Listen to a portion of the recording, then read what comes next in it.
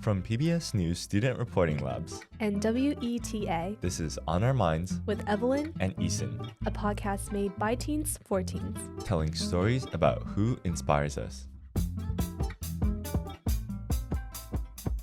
Hey Evelyn. Hi Eason. You know, I was thinking the other day, this season has been very heavy on books and authors, but we never really talked about our favorite books, so I thought maybe we could take this time in this episode to talk about some books we've read. Yeah, what's your favorite book, Eason? As much as I feel like I'm 18 years old and saying this, it's probably still the Harry Potter series. Yeah, I did really like the movies. I haven't read the books though. I can't believe this. Sue me.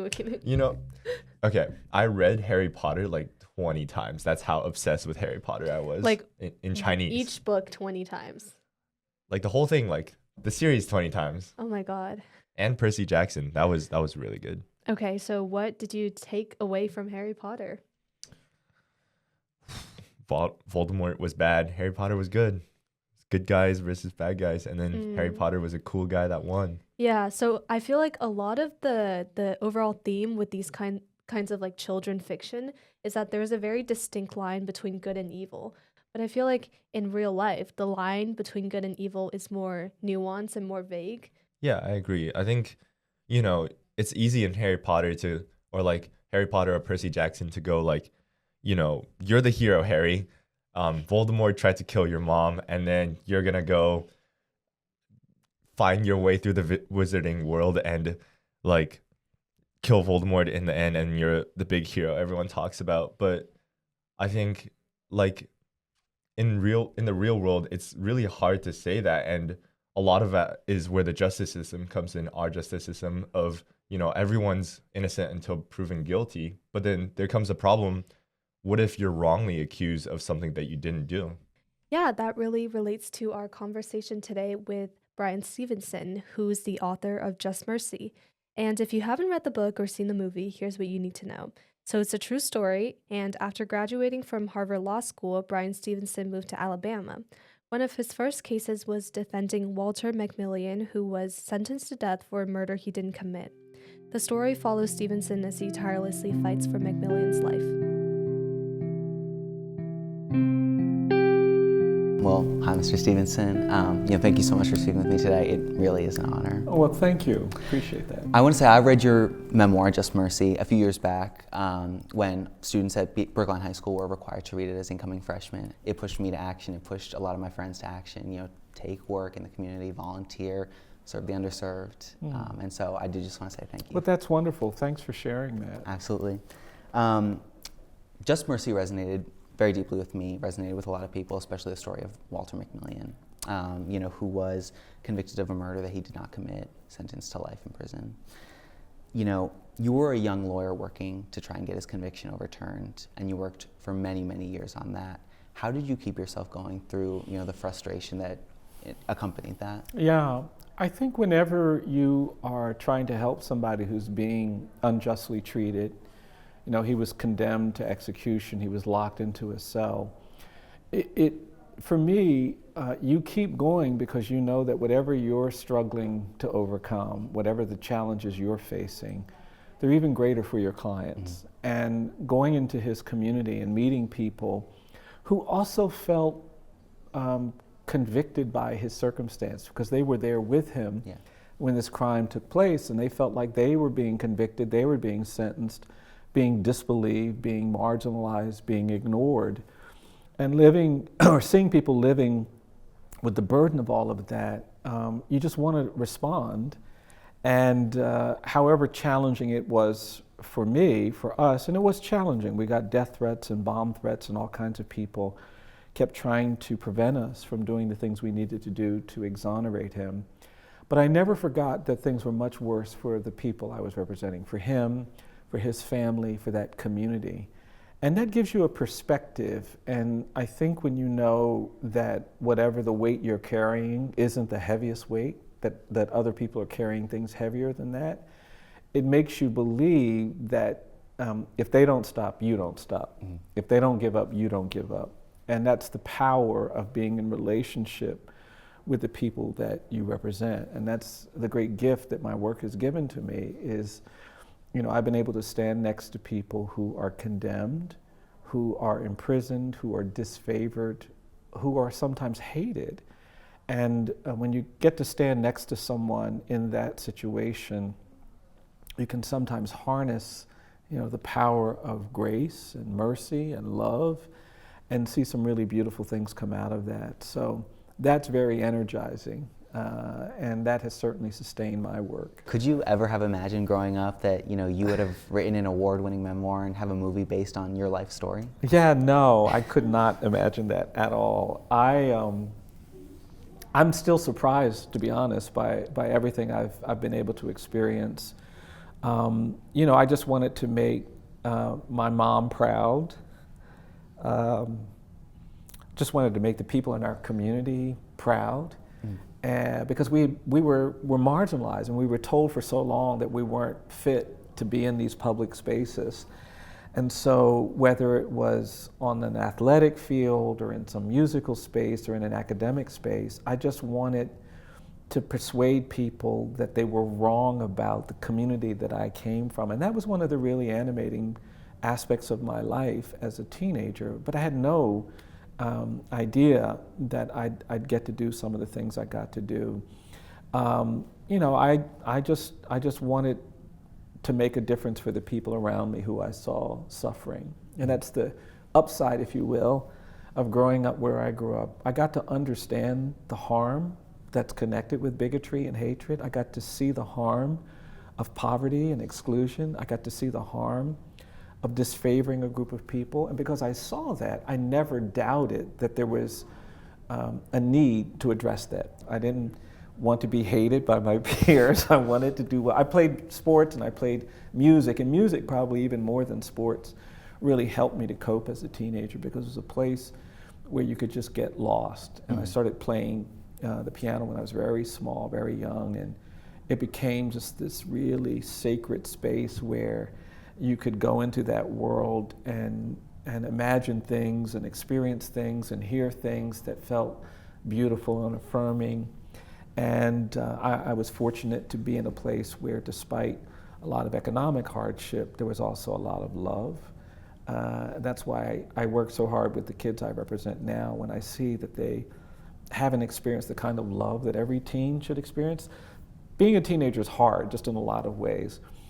But the most effective antidote to all aspects of what makes being a teenager hard is to have someone that loves you and takes care of you. And whether it's a parent or a sibling or a grandparent or a friend, it's the antidote to almost all of the challenging things you have to navigate. And so for many of my young clients, I want to provide that, because it was provided to me when I was a kid. What message do you give to young people, particularly those in marginalized communities who look at the systemic barriers you've described and say, those are just too great to overcome? Yeah. It's an important question. I think what I've learned even more recently that I want to share with young people is that all of these challenges are real. For Black and brown kids, the presumption of dangerousness and guilt is real. For a lot of kids, the emotional and mental challenge of living in a world where you're constantly being judged on social media, it's real.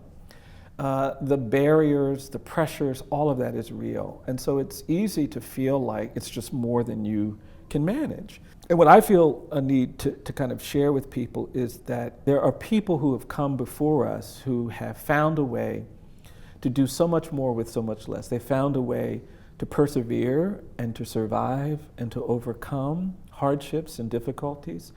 And I think when we know more about them, their stories, their lives, it's really helpful for us. And that's the gift that I want to give to young people, is that despite the hardship, that's not what defines you. The barriers don't define you. The obstacles don't define you. Your grades don't define you. The challenges that your mistakes don't define you. What defines you is ultimately your capacity to understand the beauty that's inside of you, your capacity to love, your capacity to care, your capacity to be compassionate. Those are the things that I think ultimately define us. And so if you've made a mistake, you're not just a mistake. If you didn't get the right grades that you wanted, you're not just your grades. If you didn't kind of do the things you wanted to do in this space or that space, those disappointments are not the end of the story. And I'm really proud that I know some beautiful, beautiful young people, and some of them are incarcerated. Some of them are in prison. Some have been told that they're fit only to die in prison, but I know that's not right. And that's really the gift that we can discover if we just struggle and understand who we are. I myself am interested in criminal justice. Yeah. You know, I know a lot of people of my friends who are interested in criminal justice. How do you think that young people, especially those in high school, can sort of get involved, become effective advocates for criminal justice? Yeah, well, I mean, I'm very hopeful about your generation. I mean, first of all, you're bringing to these issues more skills, more learning, more knowledge. You can research, write better, all of these things than the generations that have come before. And there are a lot of things that have happened over the last half century to make it slightly easier for people to develop the skills that I think are going to be important. So I'm not worried about your capacity to do it. The hard part is just kind of finding the courage to do the things that must be done. And that's where working with the communities that you want to help, I think, can be so important. If you're afraid you don't have the strength to do something, if you're afraid that you may not know what to say, if you're afraid that things may not go the way you want them to, and that causes you to not do something, then I think spending time with people who are struggling, who are disfavored, who are marginalized is the perfect response, because you'll see in their struggle a courage, a power. We've got an anti-poverty program we're doing now where we're providing support to families that are food insecure. And they're some of the most amazing people you'll ever want to meet, because they are struggling to find a way forward with so few resources, but yet they have that hope, that strength. And I think that's what will be important for young people if they want to make a change in the world, if they want to do justice. And if we can harness the courage and the compassion and the commitment necessary, I'm very hopeful about the future. Well, thank you so much, You're Mr. very Stevenson. welcome. This was You're very welcome. this is a pleasure and an honor. Well, thank you. Thank you so Appreciate it. much.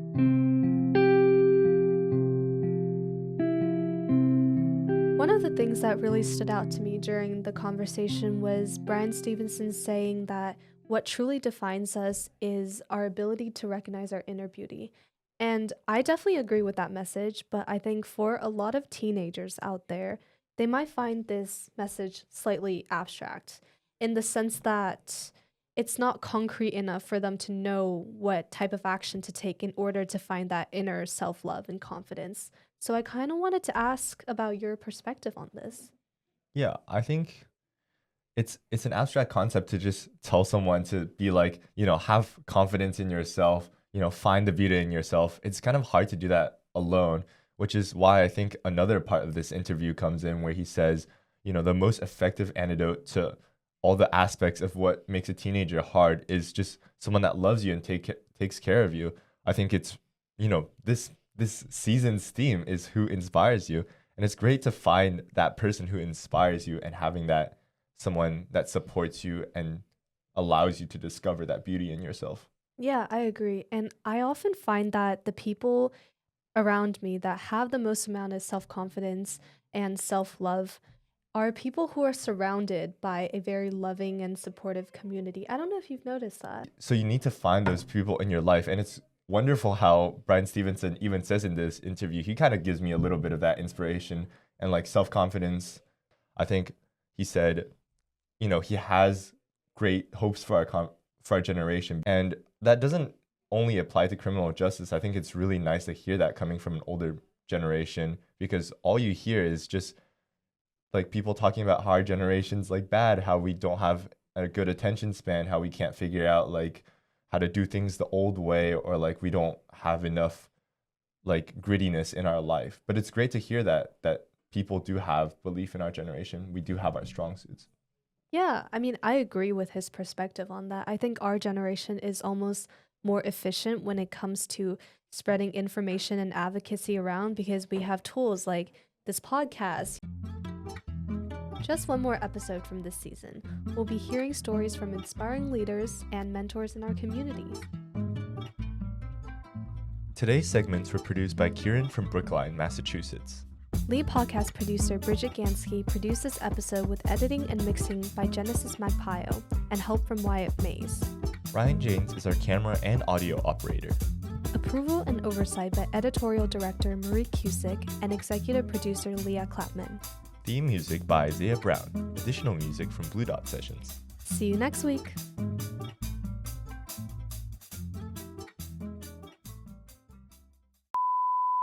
I don't know if you've noticed that. Yeah, I agree.